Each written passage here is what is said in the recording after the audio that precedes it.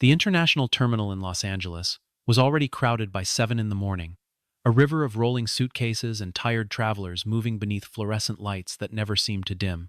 Somewhere in that river walked a woman in a faded hoodie and worn jeans, pulling a cheap suitcase with a broken wheel that squeaked against the tile. She looked like nobody in particular, and that was exactly how she wanted it. Nobody in that terminal could have guessed that the quiet woman gripping a scuffed backpack strap had once been trained to disappear into rooms full of danger and walk out without leaving a single trace. Within the hour, a police officer would slam his boot into her leg in front of hundreds of witnesses, accusing her of resisting arrest for a crime she had nothing to do with. Cell phones would rise into the air, screams would echo off the terminal ceiling, and nobody standing there filming would understand that they were about to witness the awakening of a woman the government itself had once been too afraid to name out loud. Her name was Maya Brooks, and she was 34 years old, though something in the stillness of her eyes made her seem both younger and far older than that number suggested. She wore no jewelry, carried no expensive luggage, and moved through the terminal with the unhurried patience of someone who had learned, a long time ago, that panic never solved anything. To anyone watching, she looked like a woman heading home from a long shift, or perhaps a traveler stretching a modest budget across a long trip. In truth, she was flying to Washington to start a quiet, unremarkable civilian job, the kind of position that came with a badge that opened doors but never announced itself. She had chosen it on purpose. After everything she had lived through, she wanted mornings that felt ordinary, coffee that tasted like nothing more than coffee, and a life where nobody looked twice at her. Even so, certain habits refused to leave her body, no matter how many years passed. She counted exits without meaning to, cataloging every door, every stairwell, every gap in the crowd, where danger could slip through unnoticed. She never sat with her back to an open room. She noticed the rhythm of footsteps around her, the way other people noticed music, picking out anything that broke the pattern. She had once explained this, briefly and reluctantly, to a therapist assigned to her after leaving the service, who had gently suggested that such hypervigilance might ease with time. It had not eased, not fully, though she had learned to carry it quietly, folding it into the background of an otherwise unremarkable life, rather than letting it define her every waking moment. These were not choices anymore. They were instincts carved so deep into her that she barely registered doing them, the same way a person breathes without thinking about their lungs. Years earlier, before the quiet apartment and the modest wardrobe and the careful anonymity, Maya had served in a classified special operations unit that did not exist on paper, the kind of unit whose members were erased from official records the moment they were recruited. She had walked into embassies under siege and walked out again before backup even arrived. She had done things that saved lives and things she chose never to speak of again. Now, she simply wanted to be forgotten, and for years, the world had cooperated. Years earlier, in a life she rarely allowed herself to remember in detail, Maya had operated under conditions that most people could never imagine surviving even once, let alone repeatedly across a decade of service. She had spent nights in places without names on any official map, waiting in silence for hours at a time, trained to control her own heartbeat the way other people controlled their breathing. She had learned to read a room in less than 3 seconds, to identify the single most dangerous person in a crowd before that person even realized they had been noticed. That training had cost her friendships, relationships, entire years of her life spent invisible to everyone who might have loved her, and when she finally left the service, she carried both pride and quiet grief in equal measure. She told herself, boarding that flight in Los Angeles, that those years were finally behind her, that the woman in the hoodie, pulling a broken suitcase, was simply Maya now, nothing more and nothing less. It was a Tuesday morning, ordinary in every visible way, the kind of morning that gives no warning of what it is about to become. Announcements crackled overhead, a toddler cried somewhere near the coffee kiosk, and a line of passengers inched forward through the security checkpoint with the practiced boredom of frequent flyers. Maya checked the time on a cracked phone screen, calculated how long she had before boarding, and allowed herself, just for a moment, to imagine the calm apartment waiting for her on the other coast. She had no idea that a young officer standing near the gate had already noticed her, had already begun building a story about her in his mind that had nothing to do with the truth. She had no idea that within 20 minutes, that story would nearly cost her everything she had worked so hard to leave behind. Officer Ryan Coleman had been on the force for less than 2 years, and in that short time he had developed a reputation among his colleagues for two things: an eagerness to prove himself and a temper that flared faster than it should have. He wanted commendations. He wanted his name mentioned in briefings. He wanted, more than almost anything, to be the officer who caught something big on an otherwise uneventful shift, and that hunger made him dangerous in a way none of his supervisors had fully addressed. His training officer had warned him twice already about jumping to conclusions before gathering facts, but Ryan had brushed off both warnings as the caution of someone too timid to make real decisions in the field. He believed, with the unshakable confidence of the inexperienced, that his instincts were sharper than his colleagues gave him credit for, and he had been waiting for a chance to prove it. That morning, as he scanned the crowd near the business class corridor, his eyes landed on Maya, and within seconds, he had already decided who she was without asking a single question. To Ryan, everything about her seemed wrong for the space she occupied. Her clothes were plain, her suitcase was old, she traveled alone, and she was walking near a section of the terminal reserved for travelers who, in his mind, looked nothing like her. He noticed her skin before he noticed anything else about her, and though he would never admit that out loud, it shaped every judgment that followed. He told himself he was simply being observant, simply doing his job, simply trusting the instincts his training had supposedly sharpened. In reality, he was building a case against an innocent woman based on nothing but appearance and prejudice dressed up as procedure. The excuse arrived a few minutes later, small and almost meaningless, the kind of accident that happens in crowded places 100 times a day. A businessman rushing toward his gate bumped into another traveler and dropped his wallet without noticing, the leather billfold sliding across the polished floor and coming to rest near a support pillar. Nobody around him seemed to notice, except Ryan, who scanned the immediate area and once again fixed his attention on Maya, standing roughly 10 feet away with her eyes on the departure board. He did not check security footage.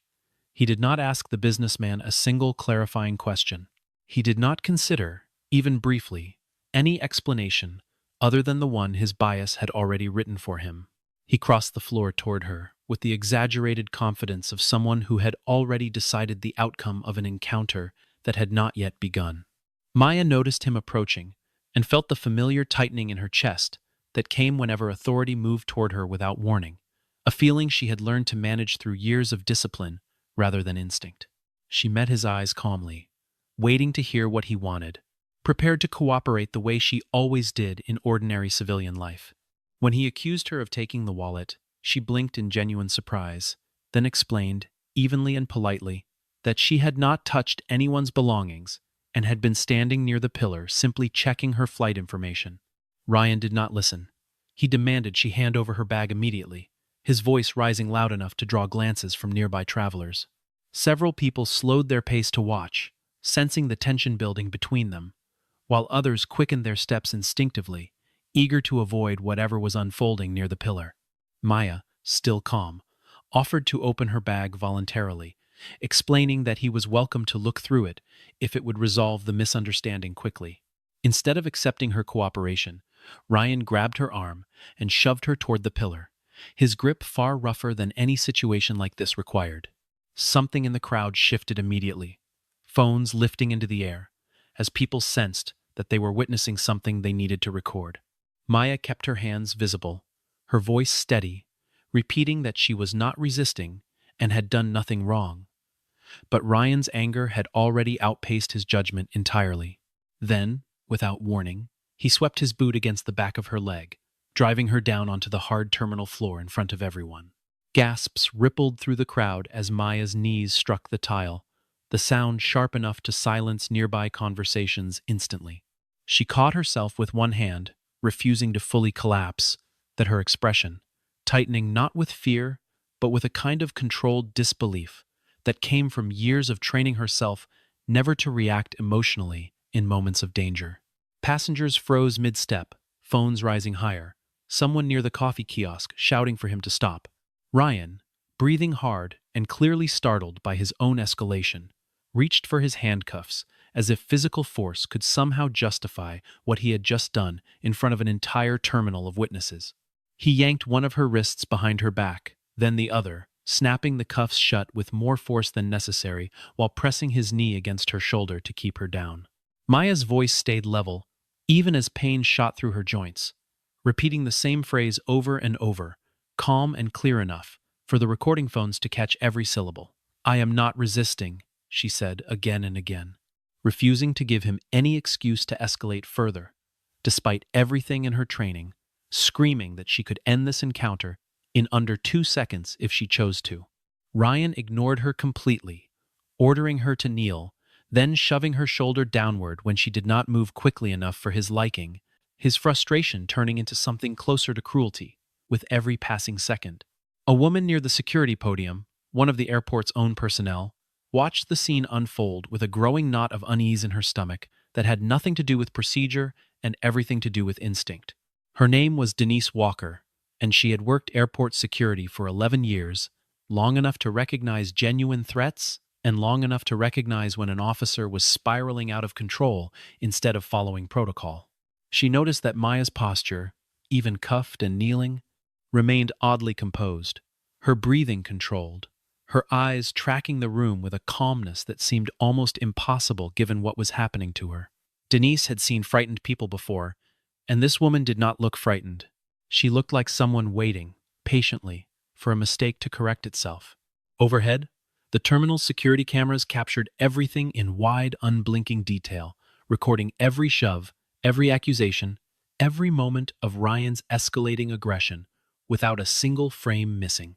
Maya knew the cameras were there, and she said so clearly, suggesting more than once that reviewing the footage would resolve the entire situation within minutes. "Check the cameras," she repeated, her voice never rising, never breaking, simply offering the fastest path to the truth available to everyone in that terminal. Ryan refused outright, insisting he did not need footage to know what he had seen, his pride clearly unwilling to entertain the possibility that he had made an enormous mistake in front of dozens of witnesses. At one point, leaning down toward her with a sneer that several bystanders would later describe in eerily similar terms, he asked her who she thought she was, as if the question itself proved his authority over her. Maya said nothing in response, and that silence unsettled him more than any argument could have, though he would never have admitted it. Something shifted behind her eyes in that moment, subtle enough that only a trained observer would have caught it. A flicker of calculation replacing the patience she had held onto until then.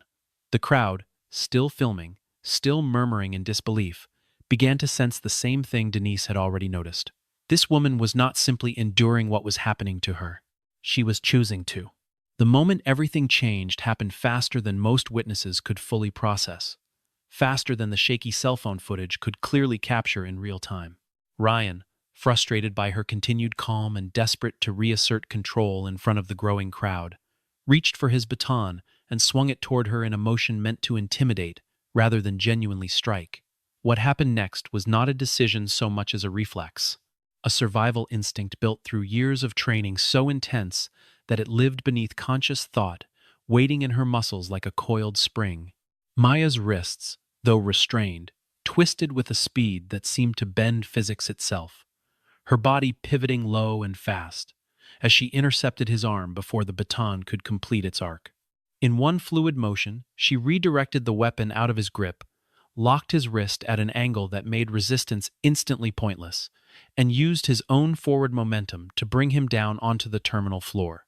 The entire sequence lasted less than 3 seconds, so quick that several witnesses would later swear they had missed the middle of it entirely, their eyes simply jumping from Ryan, standing to Ryan, lying flat on his back with Maya's knee controlling his shoulder. She did not strike him. She did not retaliate with anger or excess force of any kind, despite every justification she might have claimed after what he had just done to her.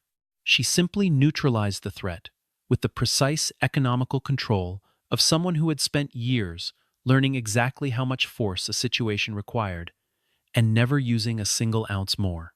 For a long moment, the terminal fell into a stunned, almost theatrical silence, as if the entire crowd had collectively forgotten how to breathe.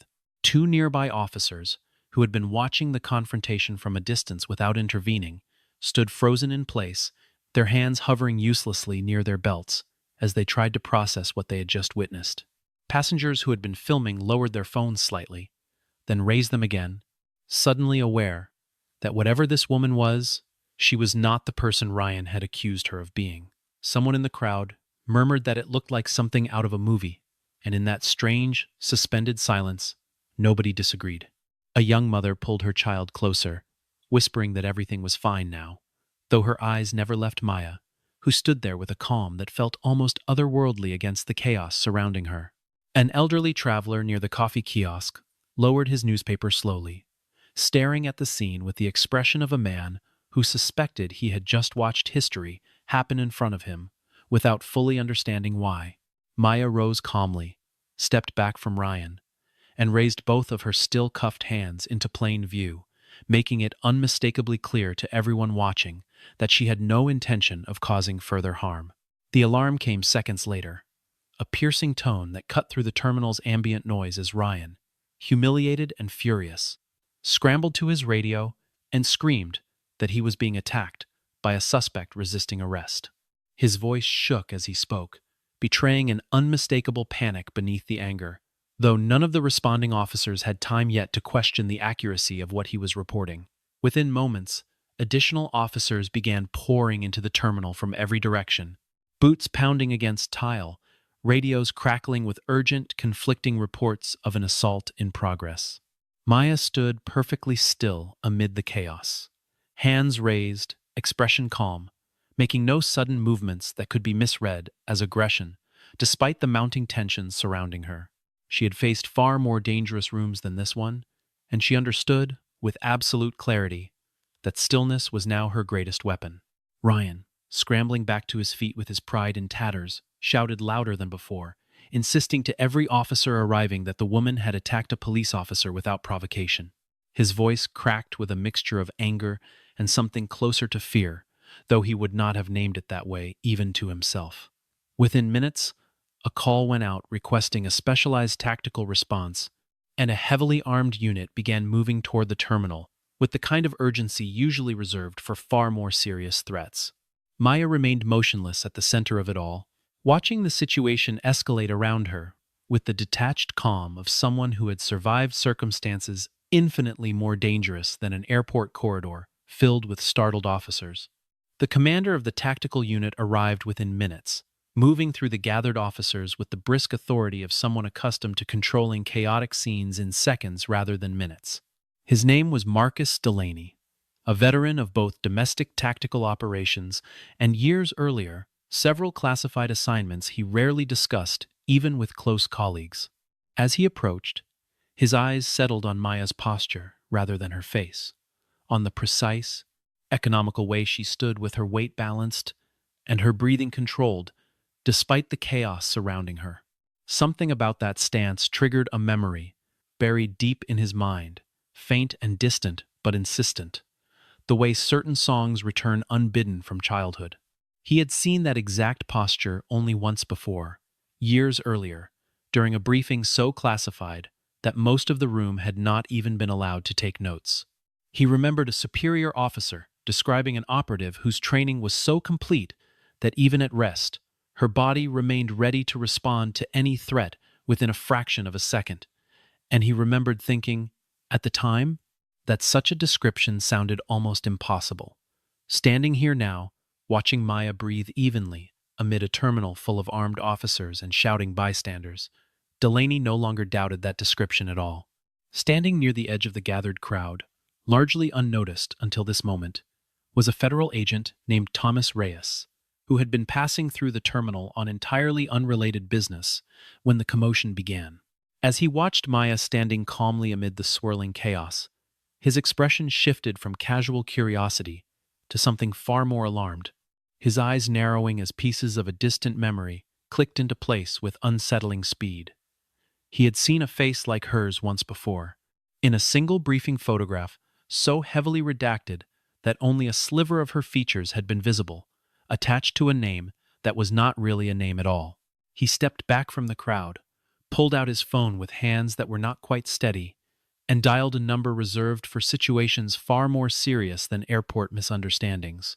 "I think I am looking at Ghost Raven," he said quietly into the phone, his voice tight with a mixture of disbelief and urgency that made the person on the other end go completely silent for several long seconds. Ghost Raven was not a name spoken casually, even among people cleared to know it existed at all, and Reyes understood immediately the weight of what he had just said aloud in a public terminal. The operative behind that designation was a legend among a very small circle of people, someone credited with hostage rescues that never appeared in any newspaper and counterterrorism operations that had quietly unraveled organizations most of the public had never even heard of. She had, on more than one occasion, provided close protection for heads of state during situations too sensitive to ever be declassified, moving through rooms full of danger so quietly that even the people she protected sometimes never knew how close disaster had actually come. Almost nobody had ever seen her face, and fewer still had ever spoken her real name aloud, which was precisely why the news of her possible presence in a civilian airport terminal, in handcuffs, sent an immediate shockwave through the small number of officials who received that call. Word moved with startling speed, climbing quickly from local field offices toward Washington, where it landed on desks belonging to people whose titles rarely appeared in public directories. Within the Department of Defense, a handful of officials who had worked directly with Maya years earlier received the alert within minutes, and the reaction among them was immediate and unambiguous. Some of them remembered briefings where her operations had been discussed only in the vaguest terms, code names substituted for locations, outcomes summarized in a single line without any acknowledgement of the danger involved in achieving them. Others remembered simply the results of her work, quiet resolutions to crises that could easily have become international incidents had she not intervened exactly when and how she did. This was not a situation to be managed through ordinary channels.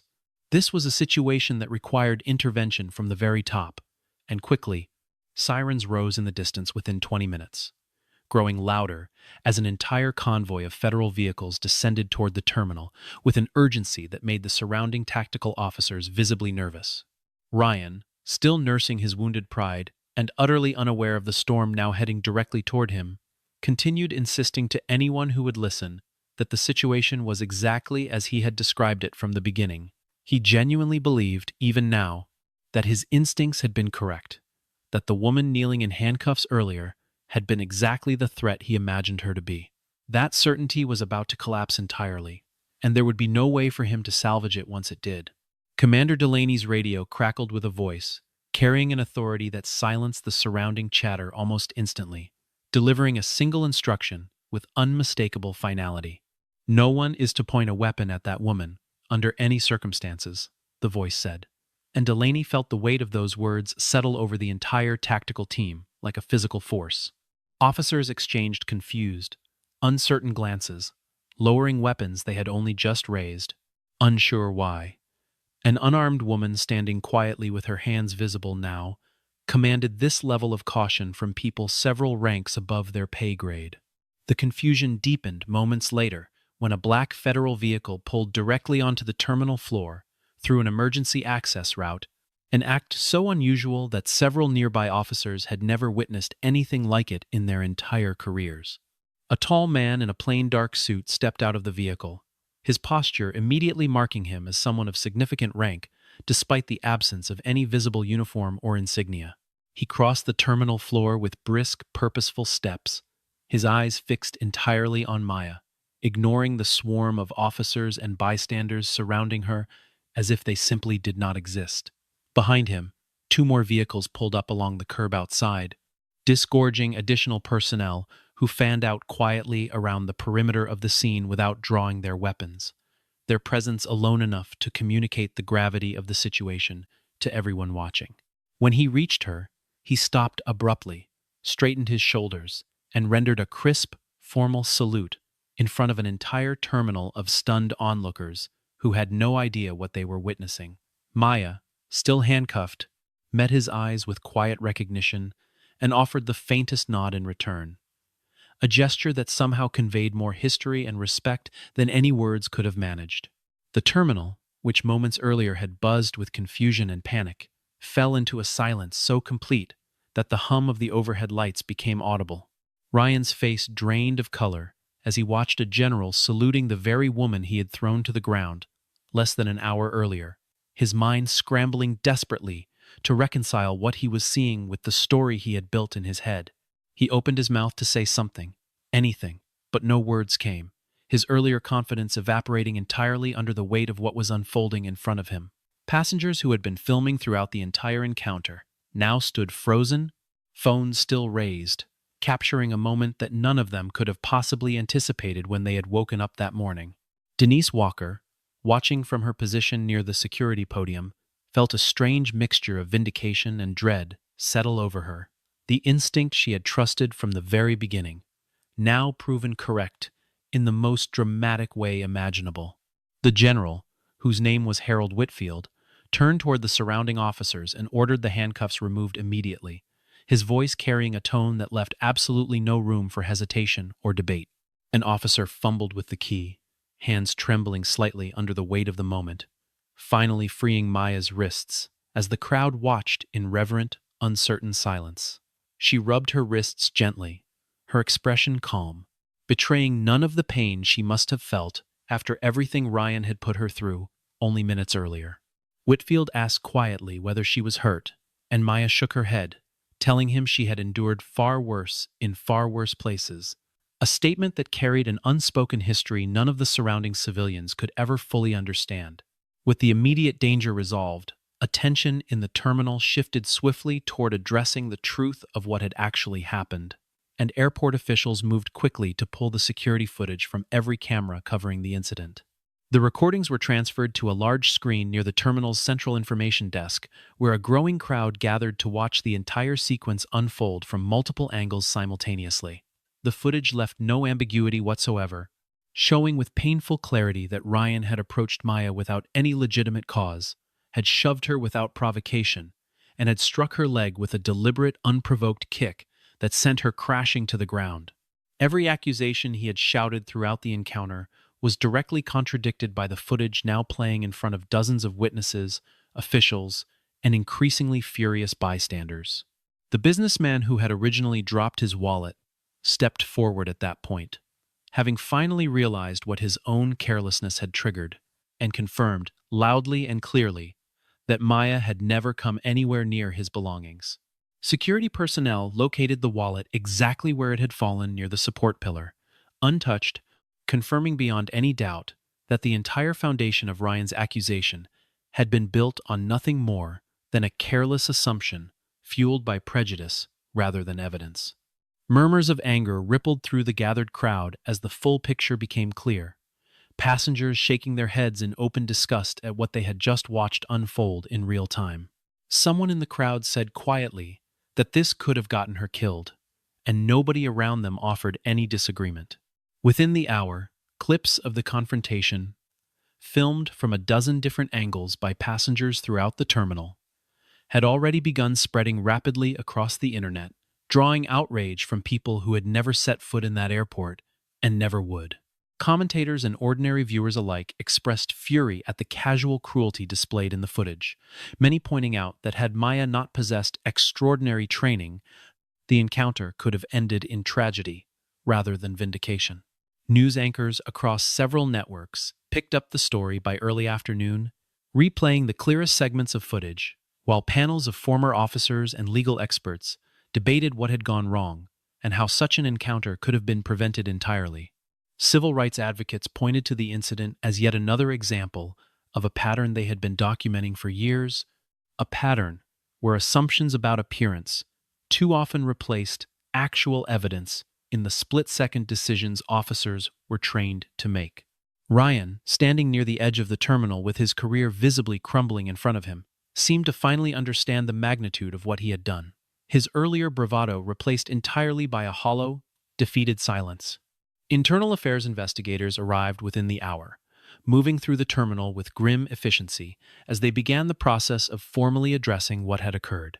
They interviewed witnesses one by one, pulling aside anyone who had a clear vantage point of the confrontation, cross-referencing every account against the footage, now playing on a continuous loop near the information desk. The lead investigator, a stern woman named Patricia Hayes, watched the recording 3 separate times before finally turning to her team with an expression that left no doubt about her conclusions. "There was no ambiguity here," she said quietly. "No gray area to debate in a closed room later." Ryan was informed, in front of many of the same witnesses who had watched him make his initial accusation, that he was being relieved of duty pending a full investigation into his conduct. His badge was removed on the spot, and he was placed in handcuffs himself, the same restraints he had used on Maya, now closing around his own wrists in a moment of stark, undeniable irony. He was led out through the terminal in full view of the crowd, his head down, offering no resistance and no further protest, the fight having drained entirely out of him. Denise Walker stepped forward without hesitation to provide a full account of everything she had witnessed, her testimony carrying particular weight given her professional experience and her clear, immediate concerns raised throughout the encounter. She described, in careful detail, the exact moment she had first sensed something was wrong, long before the physical confrontation had even begun, and investigators noted her account as remarkably consistent with the footage.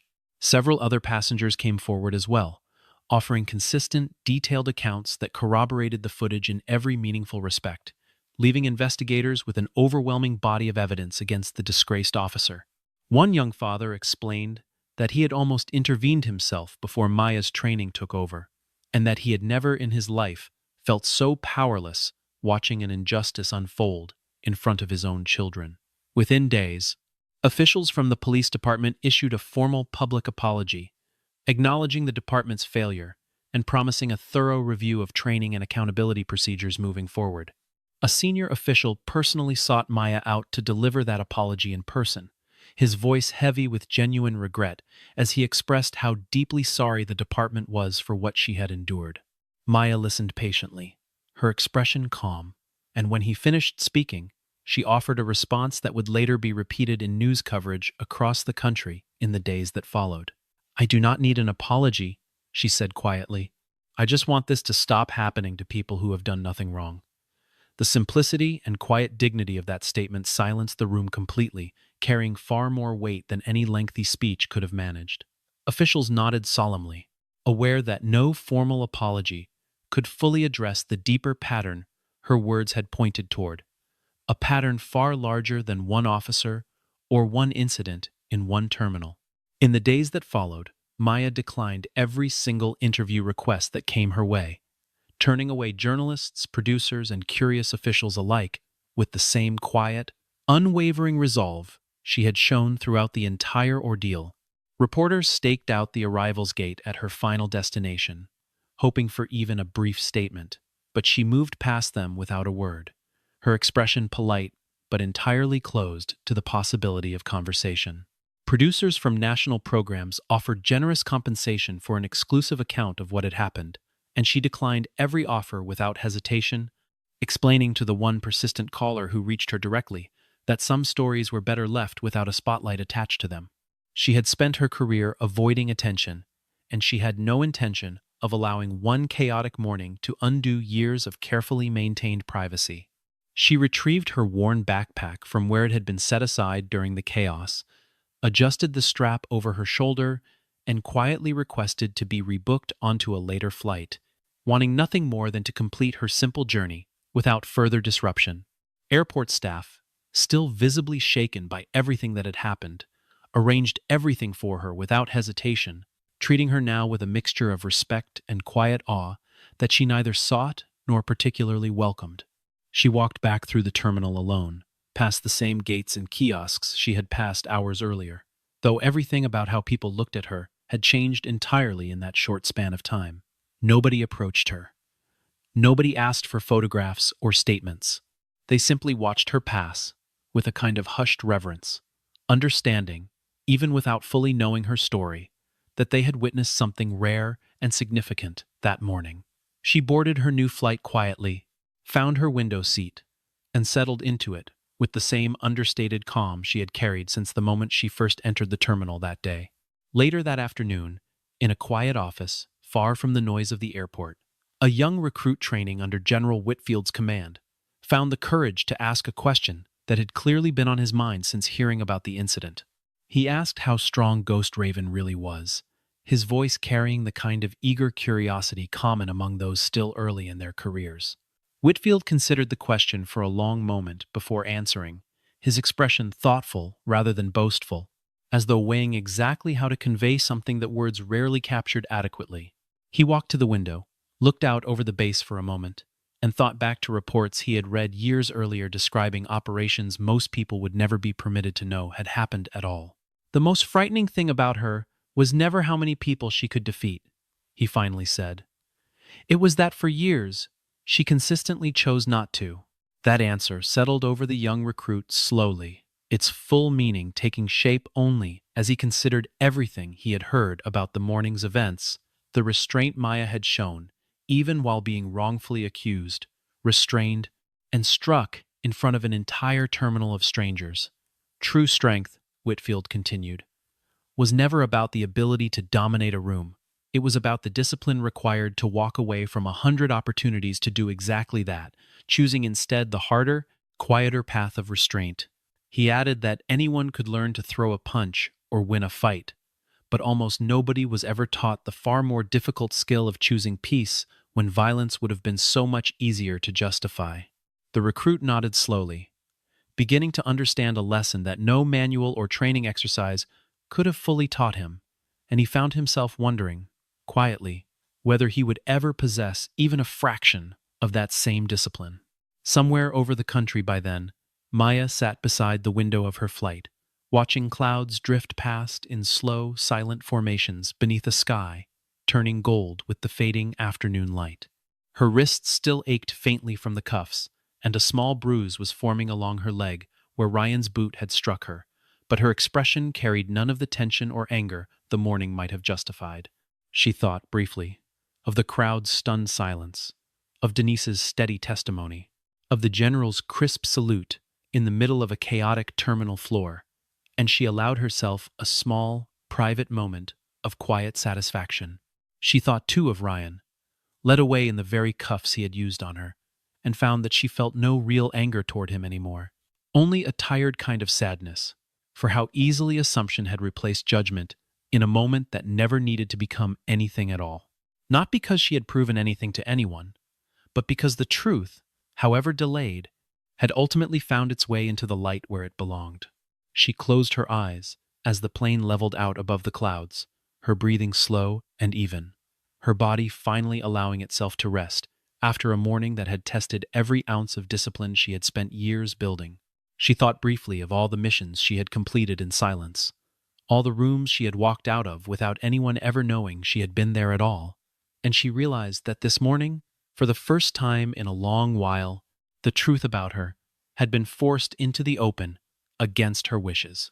It was a strange kind of exposure, one she had spent her entire career avoiding, and yet she found that she did not regret it, because it had also exposed something far more important than her own identity.